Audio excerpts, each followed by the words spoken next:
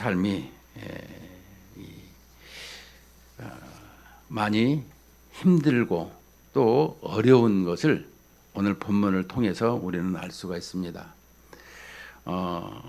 야곱이 이삭의 이 축복을 받고 받던 아람으로 떠나지만 그 떠나는 길의 이유는 그 형 에서가 죽이려고 하고 또 떠날 수밖에 없는 이 집안에 여러 가지 복잡한 것이 문제가 많이 있음을 고백합니다.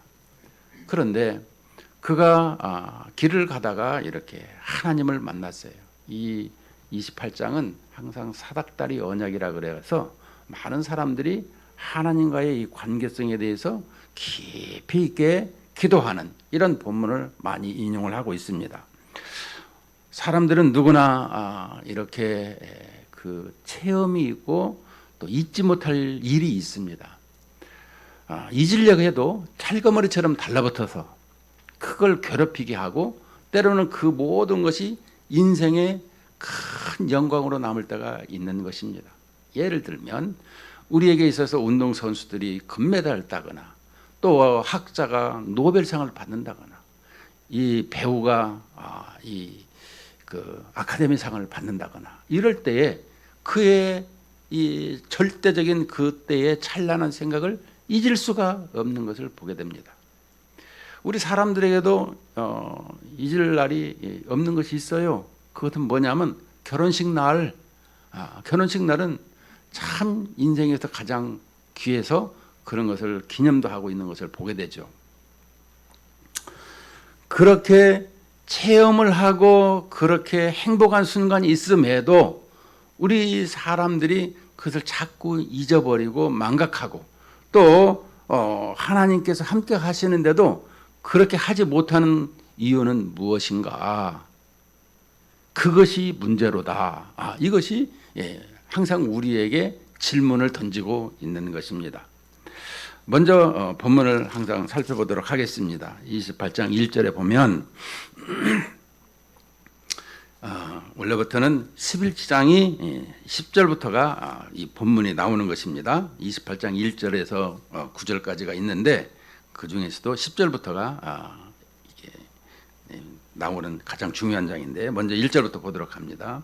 이삭이 야곱을 불러 그에게 축복하고 또 당부하여 이르되 너는 가나안 사람의 딸들 중에서 아내를 맞이하지 말고 일어나 밧단 아람으로 가서 내 외조부 부두엘의 집에 이르러 거기서 내 외삼촌 라반의 딸 중에서 아내를 맞이하라. 전능하신 하나님이 네게 복을 주시어 네가 생육하고 번성하게 하여 네가 여러 족속을 이루게 하시고 아브라함에게 허락하신 복을 내게 주시되 너와 함께 네 자손에게도 주사 하나님이 아브라함에게 주신 땅 곧 네가 거류하는 땅을 네가 차지하게 하시기를 원하노라. 이렇게 축복을 했어요. 3절 4절에서. 근데 보게 되면 이 외삼촌 집에 보내는 것을 볼 때에 그가 혼자 갑니다. 근데 혼자 가지만 돌아올 때는 다르죠. 돌아올 때는 달라요. 혼자 가지만 여기서 뭐라고 합니까? 아내를 맞이하라. 아내를 신부감을 찾아 떠나는 것을 볼 수가 있어요. 그런데 그 신부감뿐만 아니라 12아들을 거느리고 또 오죠. 나중에 12지파가 되고요. 그리고 또 하나님을 만나서 이스라엘이 되어지는 놀라운 역사가 있게 되는 것입니다. 그런데 이삭의 축복을 받고 야곱은 여기서 집을 떠나지만 그 인생 자기 길을 모르고 있죠. 내가 외삼촌 집에 왜 가야 되는가?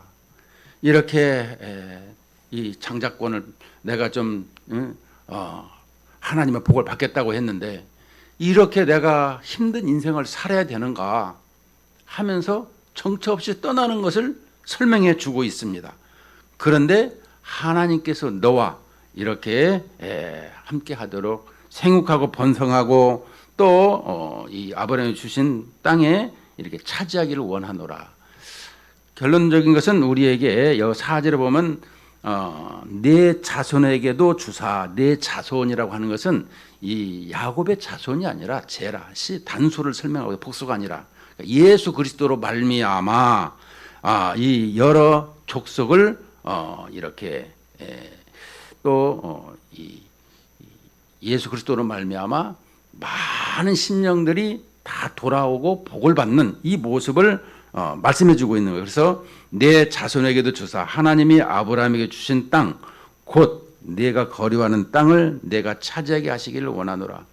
우리가 땅 얘기하게 되면 이 세상에 살아가는 땅이 아니고 온 인류가 살고 있는 지구촌뿐만 아니라 온 세상에 가지고 있는 우주 공간까지도 하나님께서 땅이라 지칭한다 그랬어요. 왜냐하면 새하늘과 새 땅을 얘기할 적에 요한계시록에도 보게 되면 하나님이 임재하시는 곳이 하나님의 땅이고 하나님의 나라인 것입니다. 그 중에서 우리가 에덴 동산을 지성소처럼 이렇게 말하고 있는 이런 부분을 설명하고 있죠.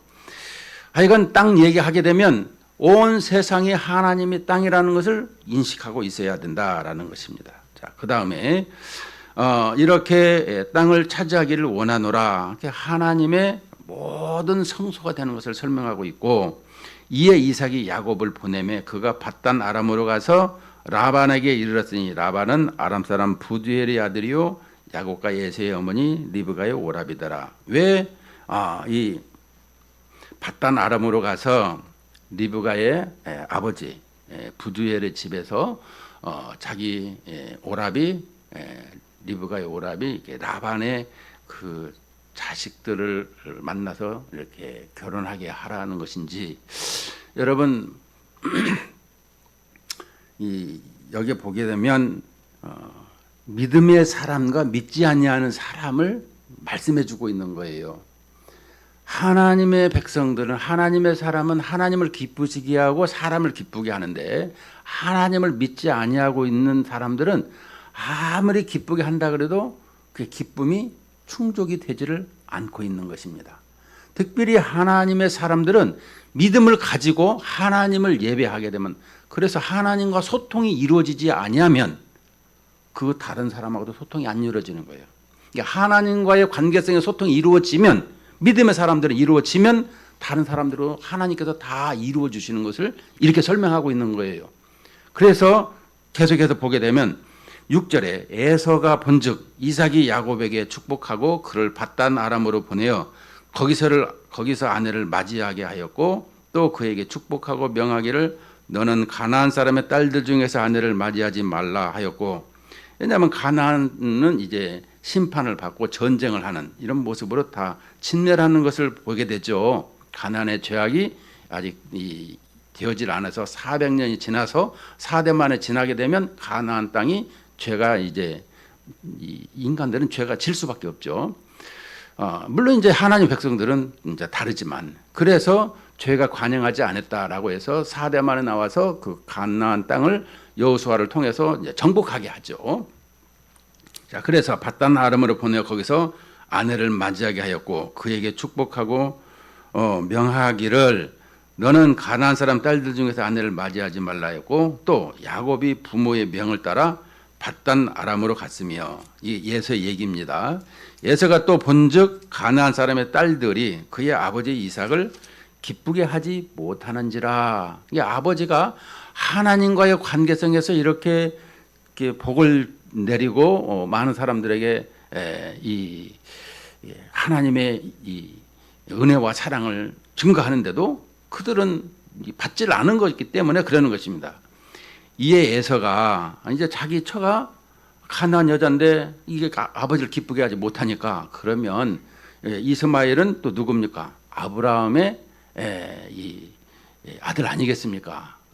서자지만 그래서 자기 이제 그 일가 친척인 이스마엘에게 가서 이제 딸을 얻는 것입니다. 그래서 그 본처들 외에 아브라함의 아들 이스마엘의 딸이요 느바에서 누인 마할랏을 아내로 맞이하였더라. 왜?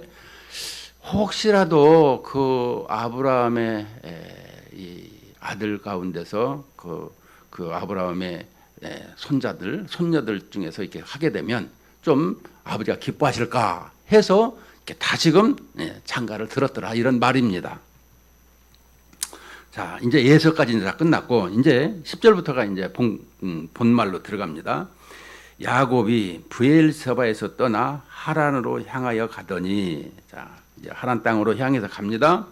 한 곳에 이르러는 해가 진지라. 자, 한 곳에, 이게 한 곳이라는 것은 어느 한 장소를 설명하고 있습니다. 그러니까 여러분 그 유대 사회에서는 살면서 그 환대법이라는 게 있어요. 결코 나그네가 있으면 이 노숙할 수 없도록 자기 집에 인도를 하는 것입니다. 그래서 여러분 환대법을 꼭 그 책을 사서 읽어보시길 원해요. 없으면 내가 파일을 드릴게요. 정말 내가 그 읽으면서 은혜를 많이 받았어요. 그 환대라는 이스라엘에서 내려오는 하나님의 사랑을 받고 있는 우리가, 여러분 그 선한 사마리아인 얘기도 똑같은 얘기입니다. 우리가 이 죽도록 이렇게 죽어 있는데 예수님께서 우리를 건져내신 것을 이렇게 말씀하신 거예요. 선한 사마리아인이라는 것은 우리가 이렇게 그 노상에서 이렇게 잘 데 없을 때 하나님께서 우리를 불러주신 것. 그래서 에스겔서 16장에서 보면 탯줄도 끊어지지 아니하고 이게 벌어져 있는 이 딸을 탯줄을 이제 자르고 몸을 씻겨서 이렇게 자식을 키웠다고 하지 않습니까? 그게 이제 이스라엘이라고 설명을 하죠. 우리에게도 마찬가지인 것입니다. 이처럼 이 한 곳에 여기 이르러는, 그래서 그 마을에서 갈 데가 없는 거예요. 그래서 그냥 이 한 곳에 그냥 거기에 이 돌베개를 삼아서 누워 있더라 이런 말씀을 하고 있는 것이죠. 그런데 해가 진지라, 해가 진다라는 것은 두 가지 의미가 있죠. 우리에게 있어서 물리적인 해가 이렇게 지는 이런 모습과 어둠이 있는 것을 설명하고 있는 반면에 유대인들은 해가 지면 새로운 날, 하루가 또 시작을 하지 않습니까? 그러니까 우리가 이런 부분에서 하루가 시작하는 것과 또 내지는 이 부분에서 물리적으로 내 인생에 지금 해가 져 있구나, 어둠이 있구나, 이런 것을 2차적으로 한번 생각을 해 봐야 되는 것입니다. 그래서 브엘세바에서 이렇게 떠나서 한 곳에 이르러 해가 졌는데 거기서 유숙하려고 그곳에 한 돌을 가져다가 베개로 삼고 거기 누워 자더니, 자, 베개로 삼고 거기 누워 잤어요. 근데 꿈에 본즉 이 사닥다리가 위에 서 있는데 그 꼭대기가 하늘에 닿았고 또 본즉 하나님의 사자들이 그 위에서 오르락 내리락 하고 또 본즉 여호와께서 그 위에 서서 이르시되 나는 여호와니 너의 조부 아브라함의 하나님이요 이삭의 하나님이라. 네가 누워 있는 땅을 내가 너와 네 자손에게 주리니. 12절 13절이 중요합니다. 이 본문에서 키워드예요. 12절에 보면 이제 사닥다리라고 했습니다. 사닥다리가 이렇게 보니까 땅 위에 서 있는데 그 꼭대기가 하늘까지 닿았더라는 거예요. 이 땅에서 하늘까지 닿았더라는 거예요. 그래서 또 본즉 하나님의 사자들이 그 위에서 오르락 내리락 하는 것을 보게 되는데 그 13절에 보니까 여호와께서 그 위에 서서 그 하늘에서 서 계시더라라는 것입니다. 그래서 여호와니 나는 여호와니 너의 조부 아브라함의 하나님 이삭의 하나님 내가 누워있는 땅을 내가 너와 내 자손에게 주리니. 이 부분을 얘기할 때 우리 주님께서 예수님께서 이렇게 말씀하셨어요. 그러니까 이 사닥다리가 땅 위에 서 있는데 그 꼭대기가 하늘에 닿고 사자들이 오르락 내리락 하는 것만 이렇게 보는 것이 아니고 요한복음 1장에 그 51절에 이렇게 말씀합니다. 요한복음 1장 51절에 또 이르시되 진실로 진실로 너에게 이르노니. 여기다 진실로 진실로 대문자로 얘기합니다. 아멘 아멘. 너에게 이르노니 하늘이 열리고 하나님의 사자들이 인자 위에 오르락 내리락 하는 것을 보리라 하시니라. 자, 인자 위에 오르락 내리락 하는 것은 주님으로 말미암아 하늘에 오는 것을 설명해 주고 있는 거예요. 여러분들 그걸 알아야 되는 거예요. 뭐냐 그러면 지금 이 사닥다리가 있는데 그 꼭대기에 누가 계시다? 하나님이 계시는데 그분 누구냐면 예수 그리스도가 계시더라. 오늘 요한복음 1장 51절에서 예수님께서 말씀하신 거예요. 하늘이 열리고 지금 하늘이 닫혀 있는 것이죠. 왜? 죄로 말미암아 이 아담의 후손들은 모두 죄로 말미암아 이렇게 하늘이 닫혔어요. 그런데 하늘이 열린 것을 지금 설명해 주고 있는 거예요. 하나님의 사자들이 인자 위에, 그러니까 인자가 누구예요? 예수님 위에 이렇게 오르락내리락 하는 것을 본다는 거예요. 예수님 위에 이 오르락내리락 한다는 말은 무슨 말이냐고 하면 요한복음 14장 6절에서 예수께서 이르시되 내가 길이요 진리요 생명이니, 여기다 길이요 진리요, 그러니까 예수님으로 나로 말미암지 않고는 아버지께로 올 자가 없다. 그러니까 예수님으로 말미암지 않고는 이게 사닥다리에서 올라갈 사람이 없다. 그러니까 우리의 구원에 관한 것을 지금 설명해 주고 있는 거예요. 오늘 여기에서 우리에게 이 부분을 잘 기억해야 돼요. 사닥다리 얘기는 아는데 그 사닥다리가 이게 구원 얘기를 이렇게 하지만, 그러나 예수님께서 그 지금 꼭대기에 하늘에 닿아서 그 사자들이 오락내락 하는데 예수님을 통해서 다 올라가고 있는, 내려가고 있고 올라가고 있는 이런 부분을 설명해 주고 있는 거예요. 그래서 내가 곧 길이요 진리요 생명이라고 하는 예수님을 예표를 지금 여기다가 해주고 있는 거예요. 그래서 이 14절에서 12절 13절에 이제 가장 하나님께서 우리에게 이 만나 주시고 예수님으로 말미암아 이렇게 구원을 이루신다면 내 자손이 땅의 티끌같이 되어 내가 서쪽과 동쪽과 북쪽과 남쪽으로 퍼져나가시며 땅의 모든 족속이 너와 내 자손으로 말미암아 복을 받으리라. 지금 이 야곱을 통해서 아브라함, 이삭, 이 야곱을 통해서 하나님께서 약속하신 창조 경륜을 이렇게 실행하시고 이끌어 가시는 것을 설명해 주고 있어요. 근데 이것을 야곱은 알고 있느냐? 아니요, 몰라요. 내가 지금 쫓기고 이건 살고자 하는 마음으로 가고 있는 것뿐이고 아버지는 거기서 이렇게 아내를 맞이하라고 했는데 가지고 있는 것이란 누구 말대로 개나리 보찜 하나밖에 없는 인생이라는 것을 설명해 주고 있어요. 여산집에 가야 돼, 무조건 하고. 그리고 또 다시 돌아와야 돼요. 근데 무드로 가는데 다시 돌아올 때를 왜 가라고 하는지. 그런데 이 가서 인생이 다시 돌아오는 건 무엇입니까? 우리가 군대 얘기를 많이 하죠. 군대 갔다 오면 인생이 바뀌어지는 것처럼 20년 동안 여기 있다가 부인을 얻고, 이 어떤 사람들은 성경에 부인을 4씩이나 얻어갖고 뭐 어쩌고 저쩌고 얘기하는 사람이 있는데, 하나님의 섭리 가운데서 12지파를 12족장을 세우시고자 하는 하나님의 계획이었더라라는 거예요.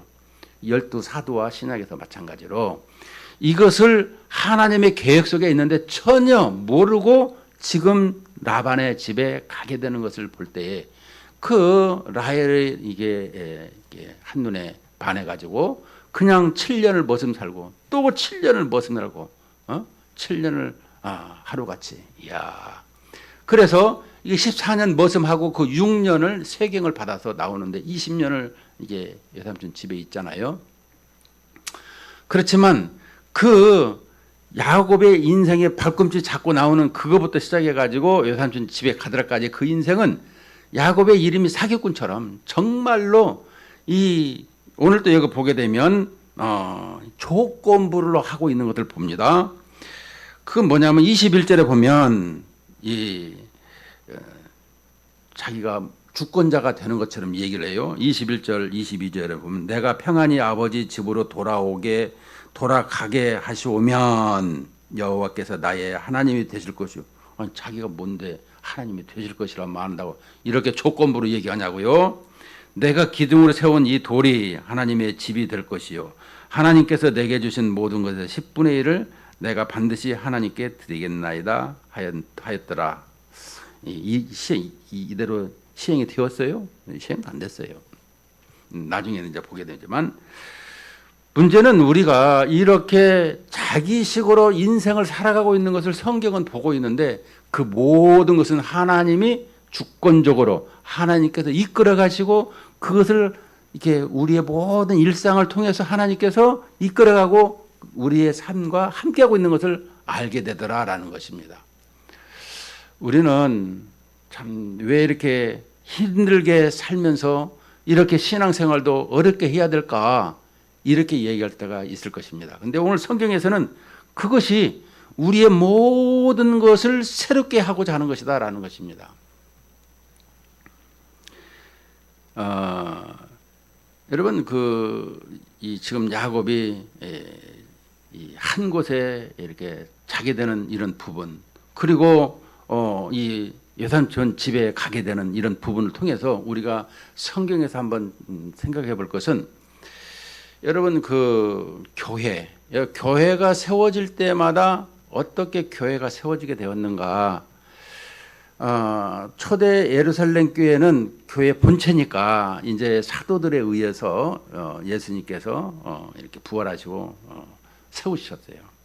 근데 그 교회가 그대로 있으니까 하나님께서 흩으셔가지고 이제 소아시아와 유럽으로 교회를 세우게 했어요. 근데 교회가 세워질 때 이제 빌립보, 이 데살로니가, 또 네아폴리, 아덴, 그런데 사도행전 이렇게 16장에서 보게 되면 이 고린도 교회를 이렇게 보게 됩니다. 문제는 우리가 사도행전 18장에 보면 그 후에 바울이 아덴을 떠나 고린도에 이르러 이런 말이 있는데요. 이 무슨 말씀이냐 그러면 17장에서 이렇게 데살로니가 교회, 베레아, 또 이렇게 아덴에 오기까지 아덴에서는 또 교회를 이렇게 세우지를 못했어요. 진짜 말쟁이들이 많은지 이 복음을 그냥 정해야 되는데 자기의 실력으로 하려다가 안 돼버린 거예요. 그래서 두렵고 떨림으로 이제 고린도 교회 와서 쫓기다가 온 거예요. 실은. 그런데 그 쫓겨서 자기 인생을 왔는데 거기다 보니까 로마에서 쫓겨온 브리스길라와 아굴라가 있는 거예요. 그래서 그 세 사람이 모여갖고 세운 것이 이 고린도 교회 아니겠습니까? 여러분, 이 인생이라고 하는 거 힘든 일에 있어서 나갈 때마다 하나님께서 그 모든 것을 가지고 있는 것을 우리에게 설명해 주고 있는 거예요. 우리는 그런 어떤 부분에 대해서 이건 좀 아닌데 이런 얘기할 때가 많이 있는데요. 하나님의 계획 속에서 내가 이루어간다는 것을, 내가 그 하나님의 뜻을 맞추어서 살아간다는 것을 기억을 해야 되는 거예요. 저도 이런 부분을 볼 때마다 하나님 그래도 좀 더 이렇게 더 좋게 해주셔야 되는 거 아니겠습니까? 이게 물질도 또 사람도 관계성도 더 좋게 해주셔야 되는 거 아니겠습니까? 근데 왜 다른 사람은 아니고 저만 이렇게 힘들게 하십니까? 이렇게 할 때가 많이 있어요. 또 성경을 보면 이 본문하고 이제 잘 매치되는 게 이제 요셉 얘기가 나와요. 여러분 요셉 얘기에서 보게 되면 요셉이 꿈을 꾸죠. 우리도 이제 여기서 꿈을 꿨잖아요. 꿈 속에서 이 사닥다를 보게 되는데 이 꿈을 꿨는데 이 꿈이라고 하는 것도 보게 되면 성경이 완성되기 전에는 꿈으로 하나님께서 자기를 계시를 했어요. 지금은 이제 이 말씀으로 충족되어서 이제 이 꿈으로 계시가 이제 아니지만, 그런데 그 요셉이 꿈을 꾸게 된 사건이 왜 생기느냐라는 것은, 여러분 요셉이 감옥에 들어가잖아요. 이제 처음에는 배단 37장에서는 꿈을 꿨기 때문에 또 시기 돼 가지고 팔려 가지고 보디발 이 집에 가서 있다가 그 감옥에 들어가지 않습니까? 근데 그 감옥에 들어가는 그 순간에 한 2년에서 한 5년 동안 감옥에 있었다 그래요. 근데 그 2년에서 5년 사이에 무슨 사건이 있었냐 그러면, 기존의 그 바로하고 힉소스 왕조하고 둘이 싸움이 일어나 가지고 힉소스 왕조가 이 기존에 있던 그 왕조를 이렇게 무너뜨리고 새 왕조가 된 것입니다. 그럴 때에 이 새 왕조는 힉소스 왕조인데 이게 바로 셈족 계통에 있던 것입니다. 이게 이집트는 원래 함의 계열로 되어 있죠. 그런데 이 힉소스 이 셈의 계통이 되었을 때에 있는 사람들, 나중에 있는 사람 어떻게 됐어요? 다 이게 피바다가 된 거죠. 이제 죽었는데 그 안전한 곳이 어디예요? 그것이 어디냐면 감옥이요. 그 요셉이 감옥에 있는 동안에 하나님께서 생명사계로 딱 보호해 주셨더라라는 것을 설명해 주고 있는 것입니다. 그리고 그 5년이 지나서 이제 그 감옥에서 어떻게 나오는가 보면 그 새로운 왕조가 있는데 그 꿈을 꾸게 되고 그 꿈을 해석해서 이제 나와서 총리가 되지 않습니까? 이런 것을 볼 적마다 우리에게 그 하나님의 계획이라는 것을 생각할 적마다 내 계획은 어떻게 됐는가 하나님한테 물어야 되겠죠. 질문을. 또 성경은 그런 거에 대해서 어떻게 말씀하고 있는가, 또 성령 하나님께서 나에게 말씀해 주실 때 어떻게 말씀해 주시는가, 이 관계성을 가지고 이 땅을 살아가는 것이 우리의 신앙생활이요 우리의 삶인 것을 성경은 가르쳐주고 있어요. 근데 우리는 그런 부분에 대해서 내 생각과 내 뜻과 내 고집과 내 것을 막 앞세우고 살아요. 여러분, 고집을 우리는 많이 내세울 때가 보이는데, 여러분, 하나님 고집과 우리의 고집은 게임이 안 돼요. 우리는 고집 피우다 죽어버리지만 하나님은 고집이 영원토록 가지고 계셔서 이길래야 이길 수가 없어요. 그러니까 하나님 앞에 뭔 일이 있다 그러면 하나님 그렇게 할게요. 이래야 되는 거예요. 오늘 우리에게 이렇게 지금 자기가 이렇게 멀리 떠나는 인생을 보면서 자기 인생이 왜 이렇게 힘든가, 이런 부분을 한번 고민하는 장이 28장이더라라는 것입니다. 왜냐?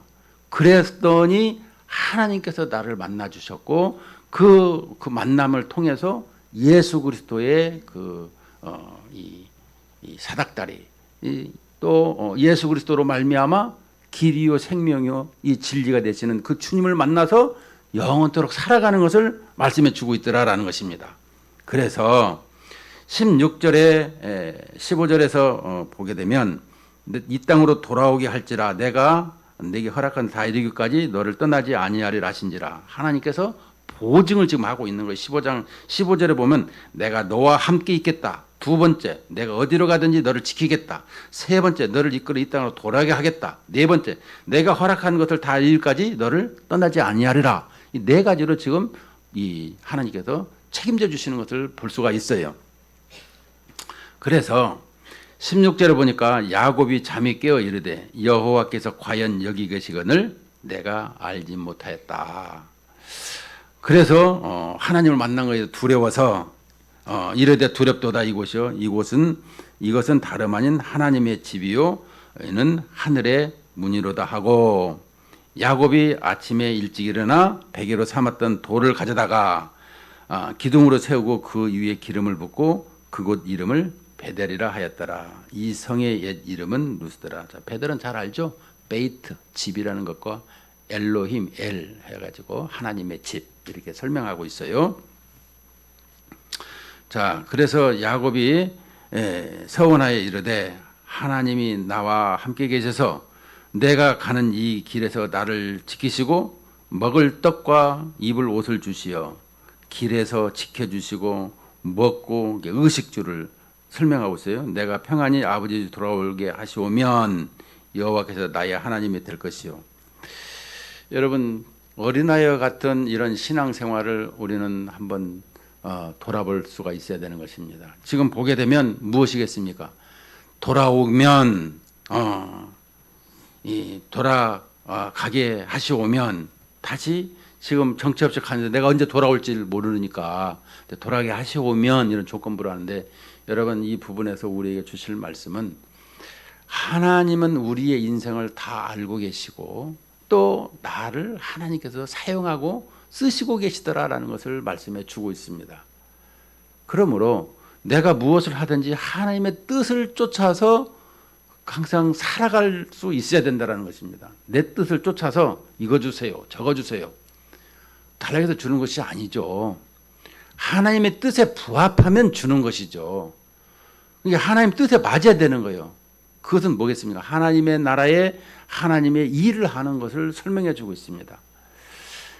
교회에 또 이런 공동체에 여러 가지 일을 할 때 하나님 이거 해야 됩니다. 이거 하나님 도와주셔야 됩니다. 하나님이 거기에 맞으면은 응 하고 바로 주는 것이죠. 이것을 말씀하는 것입니다. 근데 우리는 내 욕심을 따라서 내가 원하는 걸 쫓아서 내 만족을 위해서 이렇게 하는 것은 하나님이 이렇게